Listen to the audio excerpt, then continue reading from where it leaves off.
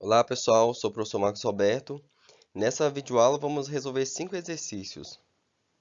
O primeiro diz o seguinte: Regina vai sortear uma menina e um menino entre os estudantes de uma de suas turmas para serem os representantes da turma. Nessa turma há 10 meninas e 12 meninos. O número de duplas diferentes possíveis para representantes da turma é. Então olha só, pessoal, eu quero saber quantas duplas diferentes eu consigo formar. Eu tenho 10 meninas para eu escolher uma e tem 12 meninos para eu escolher um, beleza? Então, olha só, para eu escolher uma menina eu tenho 10 possibilidades e para eu escolher um menino eu tenho 12 possibilidades. Então, pelo princípio fundamental da contagem, eu só tenho que multiplicar isso aqui. 10 vezes 12 é igual a 120, ou seja, tem 120 maneiras diferentes de eu escolher uma dupla um representante, né? Uma dupla para representante dessa turma. Tranquilo? Se ficou alguma dúvida, deixe nos comentários e vamos para a questão número 2. Então vamos lá, pessoal. Dos 7 elementos do conjunto menos 3, menos 2, menos 1, 2, 3 e 4, dois deles são sorteados, né, de forma aleatória e independente. Eu quero saber qual é a probabilidade de o produto dos números sorteados ser menor do que zero. Então, olha só, o produto significa o seguinte, pessoal. Eu vou escolher dois números aqui, tá? Por exemplo, posso escolher o menos 2 e o menos 3, né? O menos 2. Quando eu multiplicar esses dois números, o resultado vai ser o quê, pessoal? Vai ser igual a 6. Menos vezes menos é mais, né? Então, vai ser mais 6. Só que eu quero que o resultado seja um número negativo, tá? Um número menor do que zero. Nós lembramos lá do sétimo ano que quando eu multiplico um número positivo por um número negativo, o resultado vai ser um número negativo, ok? E quando eu multiplico um número negativo por um número positivo, o resultado também será negativo. Ou seja, se os sinais forem diferentes, o resultado vai ser negativo.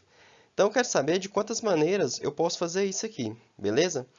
O que eu vou fazer com vocês é o seguinte, eu tenho 7 números e eu tenho que escolher dois, tá? Então, de quantas maneiras diferentes eu posso fazer isso aqui, ó? Então, a combinação de n tomados PAP, que é a mesma coisa que isso aqui, tá? Combinação de n tomados PAP é n fatorial dividido pela diferença n menos p fatorial, tá? Multiplicado por p fatorial. Então, olha só, aqui pra gente, quem é o n? O n aqui seria o 7, tá? 7 tomados 2a2. Beleza? Então, de quantas maneiras diferentes eu posso escolher dois números? Então, tá aqui, pessoal. Faltou um igual aqui, tá? Combinação de 7 somados a 2a2 é 7 fatorial dividido pela diferença aqui, tá? Isso aqui vai dar 5 fatorial e aqui 2 fatorial. Aí, quando eu resolvo isso aqui, como vai ficar? Deixa eu apagar aqui. Deixa eu colocar o igual ali que eu apaguei. Beleza? Então, olha só, pessoal. Aqui, como eu falei para vocês, 7 menos 2 vai ser 5 fatorial. Aí eu desenvolvi aqui o fatorial de cima até o 5, justamente para eu poder simplificar. E ficou aqui, 7 vezes 6 vai dar 42, dividido por 2, que é 2. 2 fatorial é 2, né? Quando eu dividir, vai dar 21. Ou seja, tem 21 maneiras diferentes de eu escolher dois números, tá? Então, agora é o seguinte. Se tem 21 maneiras diferentes de eu escolher dois números, de quantas maneiras diferentes eu posso escolher números que o produto vai ser negativo? Então, olha só, como eu falei para vocês, para que o resultado seja negativo, eu tenho que escolher um número positivo e um número negativo, independente da ordem, tá? Então, seria o seguinte, já que eu tenho três números aqui negativos e tem quatro números positivos, então o que que eu vou fazer? Eu vou escolher um número negativo, certo? Tem três, vou escolher um, então 3, combinação de 3 tomados 1 a 1. Deixa eu escrever isso aqui melhor.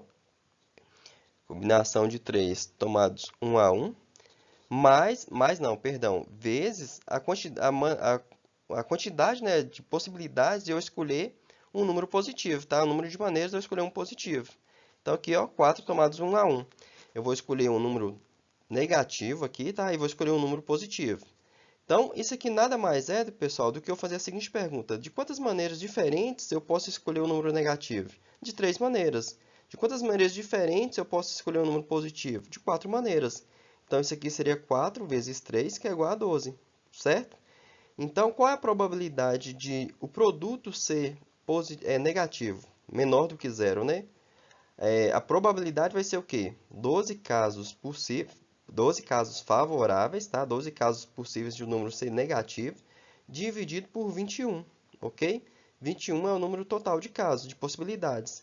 Aí quando eu dividir aqui, eu posso simplificar por 3 aqui e por 3, então aqui vai ser 4 sétimos, tá? Então nossa resposta aqui é 4 sétimos. Agora, uma outra maneira da gente pensar nesse problema, que eu vou falar com vocês, uma segunda solução que eu vou trazer aqui, é o seguinte: quantas maneiras diferentes, quantas possibilidades que existem de eu combinar esses números aqui, ó, menos 3, menos 2, menos 1, e assim por diante. Quantos números diferentes eu consigo escrever? Então, olha só. Primeiro, ó, entre esses números aqui, eu vou escolher um, tá? Para eu formar meu número.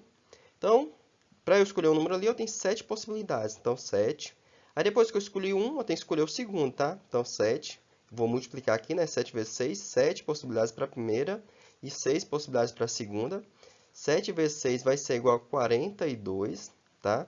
Então, eu posso escrever 42 números diferentes. Por exemplo, eu poderia pegar o menos 3 e combinar aqui com o menos 2 e formar um número. Mas eu também poderia trocar a ordem, colocar aqui o menos 2 e o menos 3 e eu ia formar um número diferente, tá? Enquanto aqui eu vou esses dois números aqui, quando eu multiplico, eu vou encontrar quanto? Vou encontrar 6 e aqui também vou encontrar 6, multiplicando, beleza? Mas quando eu pensar nos números aqui, ó, em cima eu tenho o 3 e o 2, é como se fosse 32. E embaixo eu tenho o 2 e o 3, é como se fosse o 23, tá? Então são números diferentes. Agora eu quero encontrar quantos números negativos que eu vou conseguir, tá? Quando eu multiplicar esses números, quantos serão negativos? Então, a brincadeira vai ser a mesma. Vamos pegar aqui, por exemplo, o menos 3.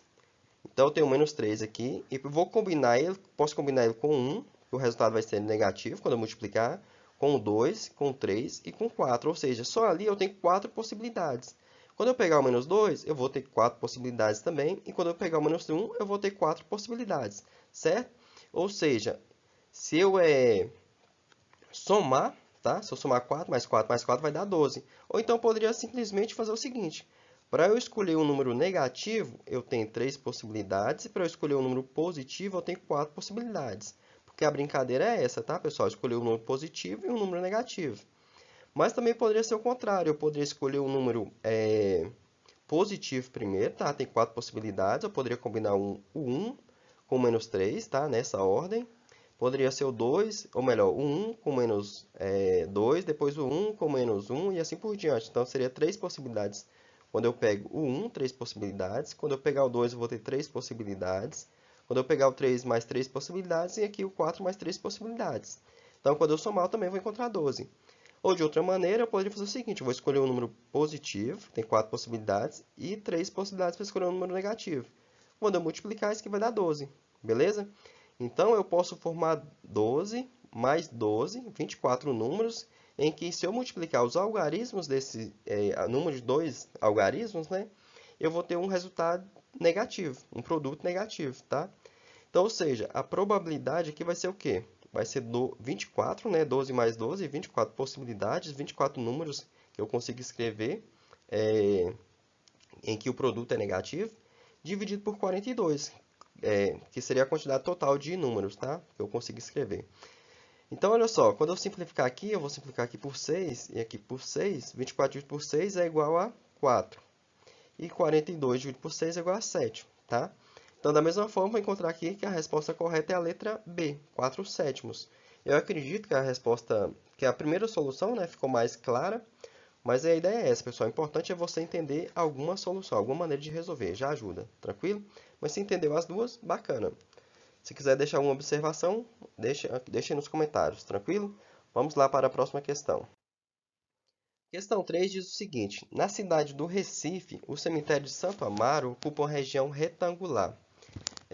Em uma carta com escala de 1 para 5.000, o lado que está na Rua dos Palmares mede 8 centímetros. Rua dos Palmares é esse lado aqui, tá, pessoal? E o quê? E o lado que está na rua do perpendicular mede 7,2 centímetros. A área do cemitério de Santo Amaro em metros quadrados é igual a... Então, olha, pessoal, nem precisa muito a gente olhar a imagem aqui. Eu só preciso lembrar o seguinte. Vou pensar aqui numa área retangular, tá? Vou pensar aqui num retângulo, ok? Aqui vai ficar desproporcional as medidas, mas vai dar para vocês entenderem. Então, olha só, o lado menor mede 7,2 centímetros, ok? E o lado maior mede 8 centímetros, ok? Então, olha só, falou que a escala aqui está de 1 para 5.000. Significa que no mapa aqui, 1 centímetro, no desenho real, na vida real, vamos dizer assim, na realidade equivale a, para cada centímetro, na realidade são 5.000 centímetros, tá? Então, olha só, quando eu fizer a conversão, esse lado aqui que mede 8 centímetros, na verdade não é 8 centímetros. Eu tenho que fazer o seguinte, eu vou vir aqui, ó, pegar 8 vezes 5.000. Se você fizer 8 vezes 5.000, você vai encontrar, eu fiz as contas aqui, é fácil, né? 8 vezes 5 é 40, né? 40.000. Então tá aqui, só que é 40.000 o quê? 40.000 centímetros. Tá me colocar metros, mas é centímetros, tá? Centímetros. E o outro lado, pessoal, mede 7,2 centímetros. Então, vou multiplicar aqui também por 5.000. Deixa eu consertar. 7,2 vezes 5. 7,2 vezes 5.000. E quando eu fizer essa multiplicação aqui, eu vou encontrar, deixa eu ver aqui, 36.000, tá? 36.000 centímetros. Mas eu quero a resposta em metros quadrados. Se é em metros quadrados, o que eu faço? Eu vou transformar essa medida que está em centímetros, vou transformar para metro. E para eu transformar para metro, o que eu tenho que fazer? Simplesmente dividir por 100. Então é como se eu viesse aqui, ó, e cortasse dois zeros. Então vai sobrar o quê? 400 metros. Aqui embaixo também, cortar dois zeros, vai sobrar 360 metros. Então, se eu quero saber a área, então esse aqui equivale a 400 metros, tá? E esse aqui equivale a 360 metros. Se eu quero saber a área em metros quadrados, eu vou vir aqui e vou multiplicar. A área de um retângulo é base vezes a altura. Eu posso pensar assim, né? Lado vezes lado, ok? O lado, a base, que é o lado maior, vezes a altura aqui. Em qualquer ordem que você fizer. Então, eu vou fazer aqui 400 vezes 360, ok? Então, a área vai ser igual a... Eu fiz as contas aqui e encontrei 144.000, tá? 144.000 metros quadrados, beleza? Então, a resposta correta é a letra C. Tranquilo? Vamos aqui marcar a letra C. E vamos lá para a próxima questão. Questão número 4. A média das idades das 6 mulheres que trabalham em uma pequena empresa é 27 anos. E a dos 4 homens que trabalham na mesma empresa é 32 anos. A média das idades desses 10 trabalhadores é... Então, olha só, a primeira coisa que você poderia pensar, pessoal, é fazer o seguinte. Já que a média aqui é 27 anos, você poderia simplesmente somar aqui, ó, como se fosse duas pessoas, 27 e mais 32, que dá 59, e você ia dividir por 2, tá? Ia estar o quê? Ia estar errado. Porque uma maneira de você pensar é fazer o seguinte. Se são 3 mulheres e a média delas... são 6 mulheres, na verdade, né? São 6 mulheres e a média da idade delas é 27 anos, você pode pensar o seguinte. Isso aí é equivalente a pensar que cada uma tem 27 anos. Então, você pode fazer aqui, ó. 6 vezes 27. Depois, mais 4 homens, que a média é 32 anos. Então, o que você pode pensar é que cada um tem 32 anos. Seria uma equivalência, né? Aqui você multiplica e depois vai dividir por quanto? Vai dividir pelas 10 pessoas, que seria o quê? Essas 6 mulheres e esses 4 homens. Então, quando você dividir por 10 aqui, você vai encontrar 6 vezes 27 vai ser 162, tá?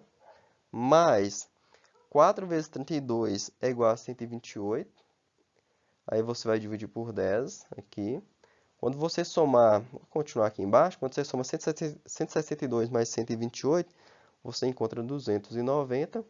E quando você dividir por 10, é só simplificar, né? Corta um zero em cima e um zero embaixo. Aqui, ó, para você ganhar tempo. E sobrou 29. 29 dividido por 1 é 29. Ou seja, a média de idade desses 10 trabalhadores é 29 anos, tá? Letra C. Agora a questão número 5. São poliedros regulares. Então tem aqui as opções, pessoal. Tem o quadrado. Primeiro, quadrado é uma figura plana, não é um poliedro. O círculo também não. Inclusive, eu coloquei alguns aqui, ó. Esse aqui é o quadrado, é a figura plana, não é um poliedro, tá? Esse aqui é um círculo, figura plana, não é um poliedro. Um pentágono, tá? Uma figura plana, não é um poliedro. E depois aqui tem um cubo, que é um poliedro, né? Regular, todas as faces, todos os lados são iguais. Beleza? Todas as faces são iguais. Então, olha só, pessoal. Na letra A, Então, olha só, eu pegaria o quadrado aqui, não. O círculo, não. O pentágono também não.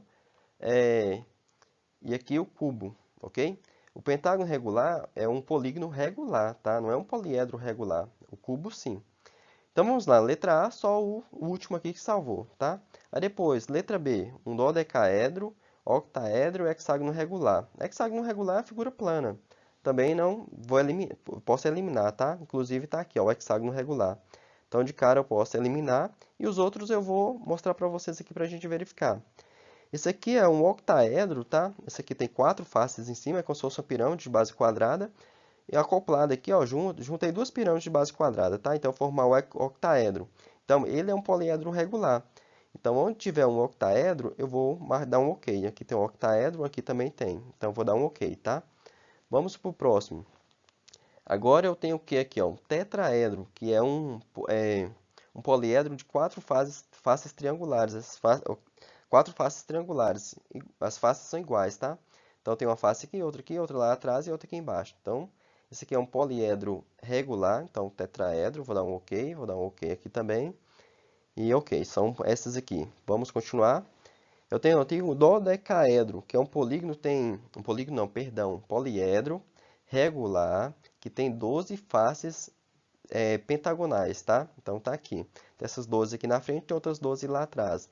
Então ele é um poliedro regular. Dodecaedro tem aqui, eu vou marcar aqui também.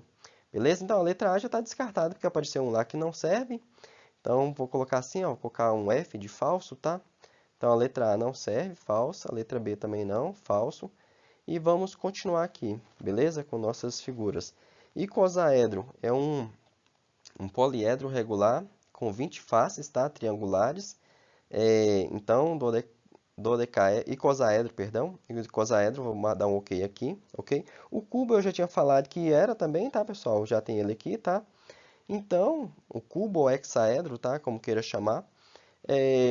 Então, eu já posso destacar que a letra F é verdadeira, tá?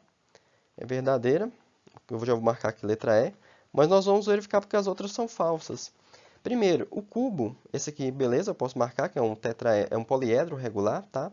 O icosaedro também, aqui o cubo também. O círculo não, tá? O círculo é figura plana. E o triedro aqui, pessoal, não vou me ater muito, mas pensa nessa figura aqui, no tetraedro, e pensa ele sem a base. Então, se eu prolongasse essa lateral aqui, tá? Essa aresta aqui, e essa aqui, tirasse a base, aí vocês iam ter uma ideia do que é um triedro, tá? Então, assim, não ia ser um poliedro, beleza? Então, são esses aí, acho que ficou claro para vocês. Mas se ficou alguma dúvida, deixe nos comentários, beleza?